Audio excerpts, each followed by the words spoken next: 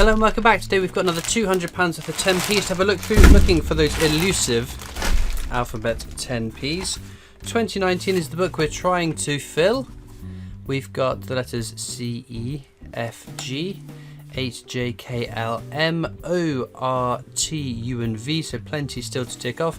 But because 2019 is such a scarce minted year for these 10p's, we've started another 2018 book, which we're making some good progress on. It'd be nice to take off some in this panel though, and the last panel as well. But let's get into these bags and hope we find some more. So let's jump into some questions, and these are still questions from my sealed £2 coin giveaway. I've still got a fair few questions that are going to keep us going for a few more weeks before we move on to the next bank of questions. First question comes from Ryan Ballard, who says, good luck to everyone, amazing giveaway Christopher, hopefully I win. My question is, how often roughly do you reply to the PO Box letters? Honest answer is probably not often enough. It depends when you've posted stuff into me, how quickly you get a response. So it's probably a couple of months between, at least a couple of months between replying to people.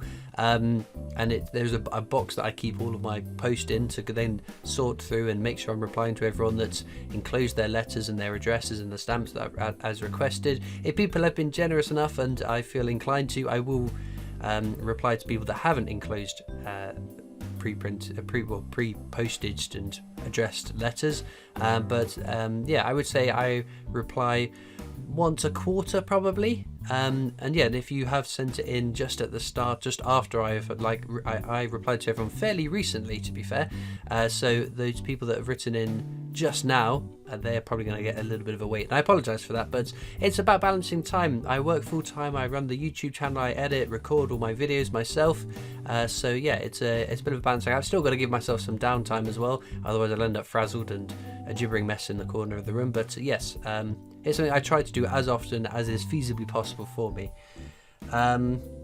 Coinface says, if someone offered your weight in Kew Gardens 50p's if you appeared on Naked Attraction, would you do it? No, not a chance. Nobody wants to see that, at least for myself. Shani Pad says, I would love to enter the giveaway, Christopher. What's the best thing about living in Basingstoke / Amazingstoke? Good luck to all who entered. What do I like about my hometown? It's quite nice. It's a pleasant place. It's not too busy. It's not really sleepy and boring. It's got decent shopping. It's got decent connections. There are lots of very nice places to go for days out around me. It's not too far to London if you're that way inclined. Yeah, I like it. The problem is house prices. It's so expensive here. But yes, I like where I'm from. I never get the trope of people that say they don't like where they're from, unless you're from Andover, but I've lived in Andover for 3 years, and that I totally understand. Next up, we've got Marcus LePage, says, a very generous giveaway, Christopher. Love your videos. I wonder how many coin collectors have started collecting after seeing your inspiring videos. Keep up the good work. So yeah, I've touched on this in the past. These are the viewers that surprised me the most. I thought that, especially at the start of the channel, that the only people that would be interested in these kind of videos would be people that are already coin collectors. And I still get messages from people saying that they weren't interested in coins or had a vague interest in coins, watched my videos and now they're hooked and now they're collecting coins, which I think is great. If it's growing sort of coin collecting community, I think that's fantastic.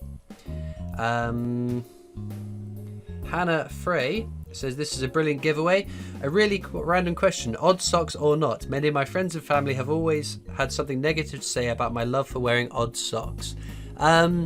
So if I'm not in work, I will grab 2 socks. The problem is I have lots of odd socks. You might have seen from a couple of, I was not last April Fool's, the April Fool's before, I did a sock pairing video, I should say. Yes, I've got an unending amount of odd socks because you lose them, or they disappear into the vortex that is the washing machine. And yeah, so if I'm not going into work, I will just grab a pair of socks that are maybe similar. But yes, who's looking at your socks? If someone is looking at your socks, then they need to get a life and move on with their life.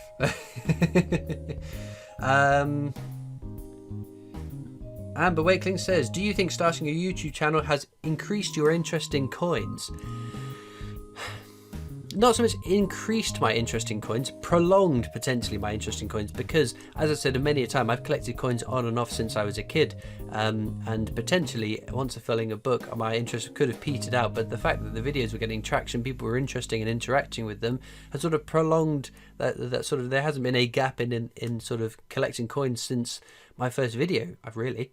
So yes, I think has it increased my interest? I guess maybe because I've met people and learned so much new stuff about coins, and my route into world coins has been probably because of the YouTube channel more than what would have been my interest in it initially. So in a way, I guess. Toheed says, amazing giveaway, Christopher. I would really love to win. My favourite design is actually the Navy Centenary. I have my own collection, and I would love some tips on how I can grow my Instagram and YouTube to be as good as many other coin channels. Would love to hear back from you. Ooh, advice on growth. Be lucky. No, I mean, I put my success down to a number of factors. Primarily, when I started doing these kind of videos, there weren't many people doing it. There was Absolute Coins, UK Coin Hunt, and UK Coin Hunter, that is what his channel is now. And many of you will have heard this story time and time again. Those three channels were already doing it.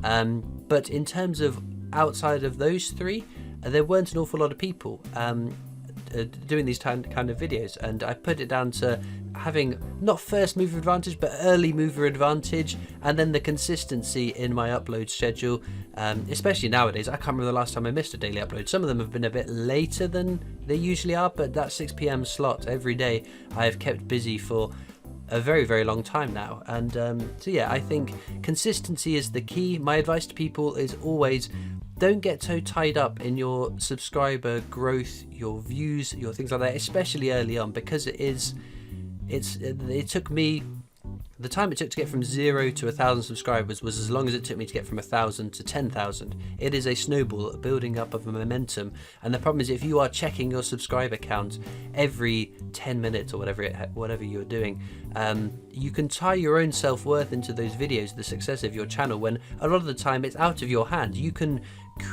have control over the quality and the consistency and the number of videos you create and produce and put out. What you can't control, unfortunately, is the algorithm, and when YouTube deigns to put you into people's recommended. And so yeah, you can do all you can. Some of it is luck, some of it is consistency and hard work, but yes, that would be my recommendation. But also, those early videos, including my channel, that is your time to hone what you are doing. Looking back, it's over 3 years ago I started doing these videos. There's no way I would be as comfortable as I am now 3 years ago when I first started, and I think my editing style has improved over the time. My recording setup, my gizmos and gadgets and blah blah blahs and whatever. In terms of social media, I have no idea. I made social media so people wanted me to make social media, and they have grown to wherever it is they are at the moment. I haven't got the faintest idea, but yeah. And the other thing I would always say, try and find your niche. So there are so many people now making coin videos.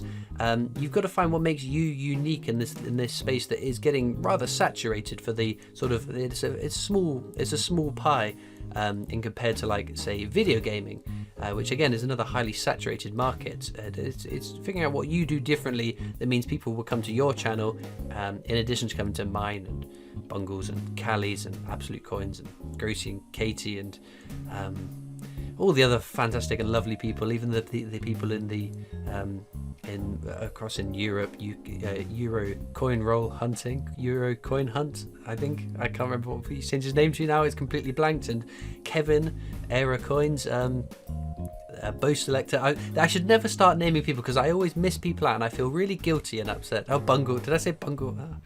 Everyone watches for Lady M anyway, but anyway, yes. Do it for the fun of it, I guess. That's what I did, and I'm still doing. Fatal Racing Driver says, hi, I'd like to be entered in the giveaway competition. You asked for questions. Mine is, do you think the 50p Team GB 2020 coin will become as valuable as Kew Gardens 50p given time? Thank you. The 2020 dated one, the one that came out in the annual set, no. I think, personally, I even feel that people even now are overestimating the value that coin will get to. I think the fact that so many people once we found out the Olympics weren't going to happen, mass bought that coin because the anticipation of it massively rising in price. It will obviously go up in price because it's not a non-circulating popular design, but I think similar to a lot of rare items, the minute anyone gets sniff or wind or anticipates that something is going to be rare or collectible, then people mass buy them, and there's more of them than would be previously. People are a little bit more switched on, I think, to that kind of thing. If it circulates this year, it'll all depend on the mintage figure. I am really hopeful, as I think many of you are, that it will be a coin that circulates because it's a beautiful design. And that's all down to mintage figures. If they make 25 million of them, no, it'll be the next Benjamin Bunny. But if they make a very small amount of them, maybe a million or under, then potentially that's still going to be one that will rise in value. I hesitate to say, but my opinion is that a lot of the value in the Kew Gardens 50p is because it's so synonymous as the ultimate holy grail of UK coin hunting. That's the one that everyone wants. Even non-coin collectors, a lot of people will know to look out for a Kew Gardens 50p. So not so much, is it really hype, I guess? But and also it takes a long time to look back at these things and see what they're going to do in value. So lots of the Alphabet 10p's from 2019, are they going to be more valuable than Kew Gardens because they're so scarce? Who knows? Anyway. Christopher Scarrott says, hi Christopher, great video as always. Quick question, where does Holy Toledo come from? Thanks for the hours of enjoyment from your channel, and here's to another Kew Gardens. Thank you very much. Where does Holy Toledo come from? I haven't the faintest idea. I was very conscious when making my videos that I didn't know who was going to be watching it and what sensitivities people have when watching it. So I just thought to be as PG as is possible. I am not holier than thou, as many of my friends I've got to know over Discord will attest to. Yes, I am not always as calm and as well-mannered and measured as I try to be in my videos, but yeah, that's my way of saying something. I don't think I would get it. I don't think it is as polite as whatever it is I'm trying to say. But yeah, I have no idea. It's just stuck, hasn't it?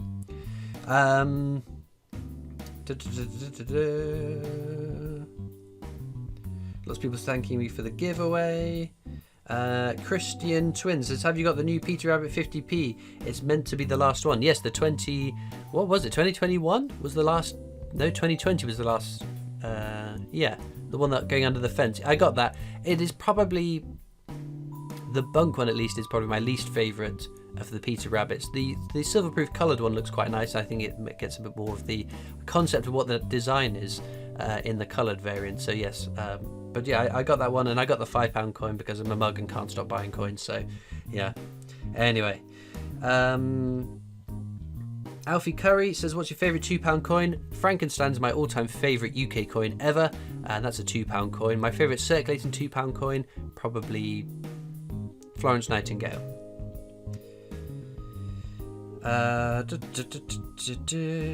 Caleb B says, my question is, do you have any of the 2010 Vancouver Olympic coins or even the 2020 Tokyo 100 yen coins? I don't think so, to the best of my knowledge.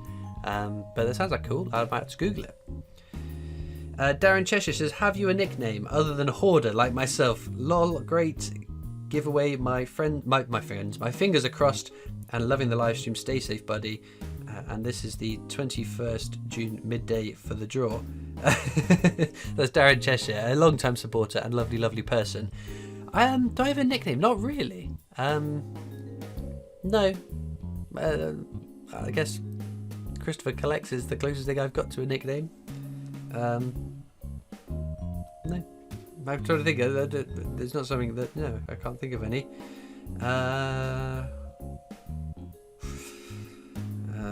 Lots of people saying it's a shiny coins. Excited about the giveaway.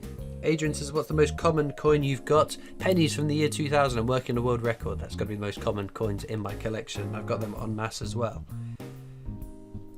Green Sun says, I really don't have anything to say, but I like the videos and would love to win the giveaway. Holmes76 says, what UK coin has the most pressing errors? Most pressing as in the most obvious errors. Or standouts are things like the dateless 20 pence, the Navy Centenary with the little flag error. There's lots of pressing, there's some minting errors. Some have got, many coins have got a little cud errors, little extra bits of metal elsewhere on the coin, but they don't really hold value in that other than the Navy Centenary with the flag error. But yeah, there's the Chris Packard error on the Paddingtons or Trinity House, the £2 coin. You can find some with little bits of extra metal in the corner of the windows on their lamp. But there are like the mule error on the Lord Kitchener coin. There's some £2 coins, the split yolks, where the inner part has sort of, it looks like a fried egg that's been burst, and it's the silver, the inner part of the coin is sort of leaking into where the outer part of the coin is supposed to be. Shakespeare's tragedies having the wrong edge inscription. There's probably many more that I'm missing, but the key ones, yeah, I think I've covered. Possibly, I'm sure someone will let me know in the comments if I missed one obvious. Dawkins says, I knew this day would come one day, but the odds of winning are so low nowadays. Completely random question. What's your standard McDonald's order when going to the mint? Standard McDonald's is Big Mac. I love Big Macs. They're so nice. But I like trying the new burgers when they come, the sort of seasonal ones. We're going to finish off with Forever Gone, who says, okay, so I'm not sure this has been answered before, but what's your favourite coin ever, including foreign coins? Again, I don't know whether this has been asked before. Yes, it's a fairly common question, but it is the Frankenstein £2 coin. It's a beautiful design. I love the coin. It was my first Strike Your Own, and I bought it in silver proof for a few years ago now, and I think it's an absolutely beautiful coin. Definitely still my favourite. Although the H.G. Wells, I remember what it's called this week. The H.G. Wells £2 coin looks awesome, and I cannot wait for that to come out, because I might have some thinking to do whether I think it's nicer than Frankenstein or not. But anyway, enough said, let's get back to the coins. Well, £200 of 10p's, and that's all I have to show for myself. A coin that's been hole punched that looks like it might say C, I might say O. Well, there we go. Luck was not with us today. Let's hope that it was with us next week, because that was a lot of work for a very little payoff. This will go into my oddities box though, so not a total bust. But for those of you that watch this fancy video, you might be interested to know I've got a Discord server. You can click the links down in the description. Facebook, Instagram, Twitter, TikTok, all the usual stuff, and the PO box. So go to the doodly doos and do the doos you need to do. And all that leads me to do is thank you so much for watching. I hope you've enjoyed. I hope you've had more luck than I have, and I'll see you next time for more coins. Bye.